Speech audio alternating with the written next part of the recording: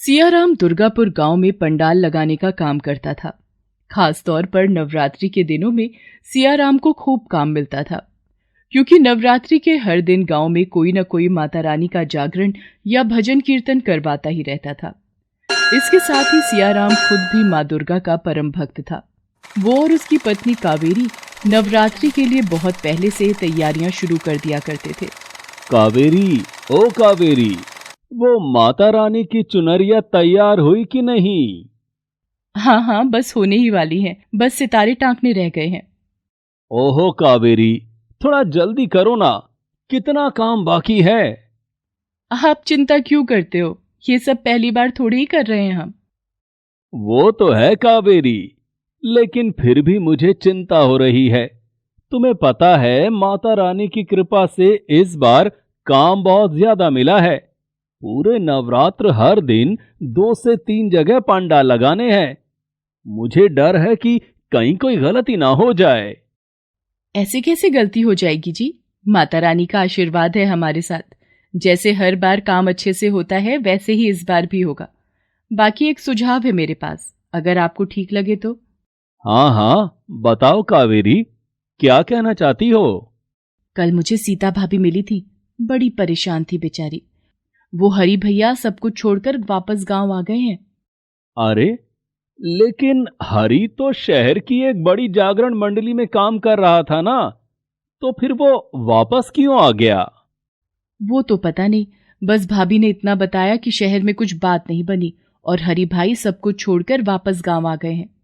बड़ी परेशान लग रही थी भाभी। अगर आपको ठीक लगे तो आप हरी भैया को भी अपने साथ लगा लो। आपकी भी मदद हो जाएगी और उनकी भी कुछ कमाई हो जाएगी। ये तो बहुत अच्छा सुझाव है कावेरी। मैं आज ही जाकर मिलता हूँ हरी से। सियाराम और कावेरी दिल से बहुत ही भले थे। वो हरी और उसके परिवार की मदद करना चाहते थे। इसीलिए सियाराम ने खुद हरी के घर जाकर उससे बात की। लेकिन हरी वो थोड़ा तुनक मिजाज था। काम की जरूरत होते हुए भी उसने सियाराम के सुझाव को ठुकरा दिया। पर हरी, तुम मना क्यों कर रहे हो? तुम्हें तो काम की जरूरत है ना। मैं तो इसीलिए तुम्हारी मदद करना चाह रहा था। सियाराम भैया, मुझे अपना काम करना है। अब आपके साथ जुड़कर काम करूंगा तो चलेगी तो आपकी ही, और वैसे भी कितनी कमाई हो जाएगी मेरी। सच कहूं तो मैं शहर से गांव इसीलिए आया हूं, ताकि यहां आकर मैं खुद का काम शुरू करूं। अच्छा, तो ऐसी बात है। चलो कोई बात नहीं, तो फिर मैं चलता हूं। तुम खूब अच्छे से अपना काम शुरू करो, और कोई मदद चाहिए हो तो बेझिझक बताना मुझे। तुम्हारा दिमाग खराब है क्या? इतना अच्छा मौका था। सियाराम भैया का कितना बढ़िया काम चल रहा है। अरे वो तो उनका बड़प्पन है कि खुद यहाँ आकर तुमसे बात की और तुमने उन्हें साफ मना कर दिया। आखिर चाहते क्या हो तुम? बस चुप हो जा। मुझे किससे क्या कहना है और क्या करना है, ये तू मुझे नहीं बताएगी, समझी? एक बात और सुन ले कान खोल के। आइंदा अगर गांव में किसी के सामने भी तू रोने गई तो मुझसे बुरा कोई नहीं होगा। इतना कहकर हरी घर से बाहर चला गया। सच तो यही था कि उसकी माली हालत ठीक नहीं थी, लेकिन वो ये बात किसी को जताना नहीं चाहता था। वो अपने घर से निकलकर सीधा गांव के अमीर सेठ ताराचंद के पास गया और उनके सामने हाथ जोड़कर बोला, सेठ जी, वो मैं अपना काम शुरू करना चाहता हूं। अगर कुछ मदद हो जाती तो बड़ी कृपा होगी। देख भाई, कृपा तो तुझ पे मैं कर दूंगा, लेकिन ये बता, गारंटी किस बात की देगा? शहर में तो कुछ हो ना पाया तुझसे, तो फिर यहाँ गांव में क्या कर लेगा अब? सेठ जी, यहाँ पर अपना पंडाल और जागरण करवाने का काम शुरू करूंगा। क्या कहा? पंडाल? लेकिन वो तो अपना सियाराम कर ही रहा है, और बहुत अच्छे से कर रहा है। फिर तू कैसे टिकेगा उसके सामने? सिर्फ टिकूंगा ही नहीं सेठ जी, बल्कि पूरे गांव में अपना नाम करके दिखाऊंगा मैं। वो सियाराम, उसे आता ही क्या है? आप सबने बेकार में ही उसे इतना सिर पे चढ़ा रखा है। अरे मैं शहर से आया हूं, वहां के तौर तरीके बहुत अच्छे से सीख के आया हूं मैं। आप देखना सेठ जी, मैं लोगों को ऐसी व्यवस्था करके दूंगा कि कोई भी सियाराम के पास नहीं जाएगा। ठीक है फिर, पैसे तो तुझे मैं दे रहा हूं, लेकिन याद रखियो हरी, तेरा काम बढ़िया चले या बेकार, मुझे मेरा पैसा सूद समेत तय समय में वापस चाहिए, वरना। अरे कैसी बात कर दी मालिक, आपके पैसे लेकर कहां जाऊंगा मैं? आप देखना, समय से पहले ही चुका दूंगा। ताराचंद हरि को उसका काम शुरू करने के लिए पूरे 10 लाख रुपए ब्याज पर दे देता है। हरि उन पैसों से पंडाल का काम शुरू कर देता है। उसने ताराचंद से लिया हुआ सारा पैसा शुरुआत में ही खर्च कर दिया। उसे पूरा विश्वास था कि वो सियाराम से ज्यादा कमाई कर सकेगा और इस बात की झलक उसे दिखने भी लगी थी। हरि अपने पंडालों में शहरी झलक लेकर आया था, जिससे लोग उसकी तरफ आकर्षित हो रहे थे। अरे पर मोहन भैया, मैंने तो सारी तैयारियां कर ली हैं, आप ऐसे ऐन वक्त पर मना कैसे कर सकते हैं? अब बुरा तो मुझे भी लग रहा है सियाराम, लेकिन वो क्या है ना, घर वाली अड़ गई है, बोल रही है हरि का पंडाल तुमसे अच्छा है। वो शहर से आया है ना, तो बड़ी खास खास चीजें कर रहा है वो। माता के जागरण में रौनक बढ़ जाएगी, तो बस इसीलिए।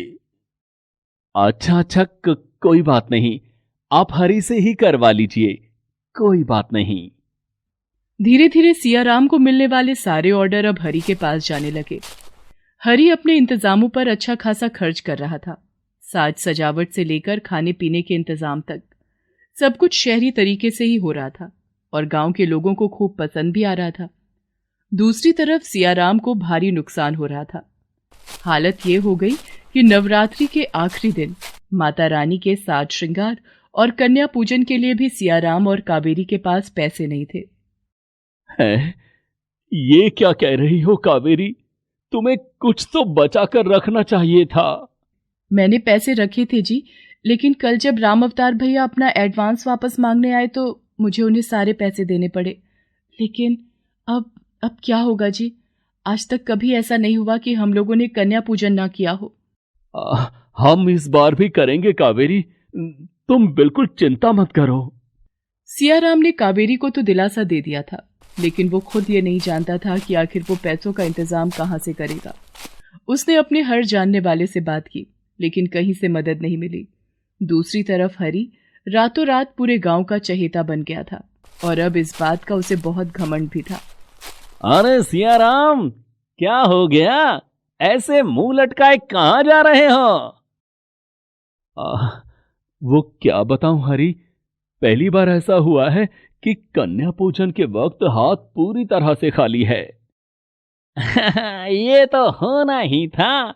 अब मैं जो आ गया हूं यहां, देखो भैया, बात साफ है, तुम्हारे तौर तरीके पुराने हैं, अब लोगों को कुछ नया चाहिए। जैसे वो देखो, इसे कहते हैं माता रानी का जागरण।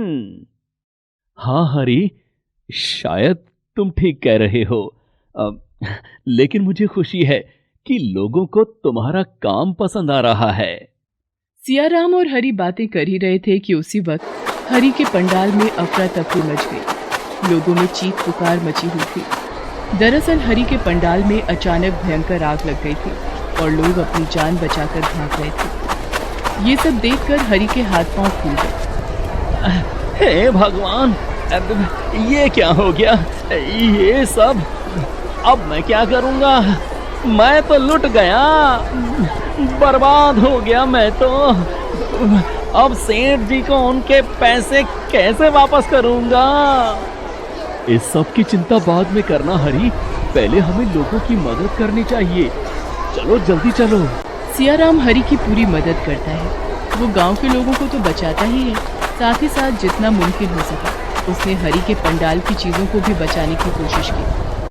लेकिन इस सब के बावजूद हरि का काफी नुकसान हो चुका था और गांव के लोग बहुत गुस्से में थे। हरि, क्या है ये सब? इतनी बड़ी लापरवाही? जाने दीजिए मोहन भैया, ये पहले से ही बहुत परेशान है। इसकी तरफ से मैं माफी मांगता हूं आप सभी से। नहीं सियाराम, माफी तो हमें मांगनी चाहिए, और वो भी तुमसे। इस हरी के शहरी टीम टाम के चक्कर में हमने तुम्हें किनारे कर दिया, जो इतने सालों से सब कुछ इतने अच्छे से कर रहा था, वो भी इतने कम पैसों में। इस हरी ने हमसे पैसे भी ज्यादा लिए, और फिर देखो क्या हुआ। हो सके तो हमें माफ कर दो। कोई बात नहीं मोहन भैया, लेकिन मेरी आप सभी से विनती है कि जो मेरे साथ हुआ, अब वो हरी के साथ नहीं होना चाहिए। इस आग की वजह से इस बेचारे को बहुत नुकसान हुआ है, तो हम सबको मिलकर इसकी मदद करनी चाहिए। सियाराम की बात सुनकर हरी बहुत ही शर्मिंदा हो जाता है। मुझे माफ कर दो भैया। सच तो ये है कि मैंने हमेशा आपको दबाकर खुद ऊंचा उठने की कोशिश की, इसलिए मैं ना तो शहर में कुछ कर पाया और ना ही यहां गांव में। जो हुआ उसे भूल जाओ हरी। तुम चाहो तो हम दोनों अब भी मिलकर काम कर सकते हैं। सियाराम की बात सुनकर हरी उसके गले लग गया। उसने सबसे पहले सियाराम के साथ मिलकर खूब अच्छे से कन्या पूजन किया, और फिर पूरे मन से सियाराम के साथ मिलकर काम करने लगा। हरी के नए तौर तरीकों और सियाराम की मेहनत से उन दोनों ने जल्दी ही खूब नाम कमा लिया, और सिर्फ गांव ही नहीं बल्कि वो दोनों शहर जाकर भी माता रानी के जागरण करवाने लगे। Please subscribe this channel.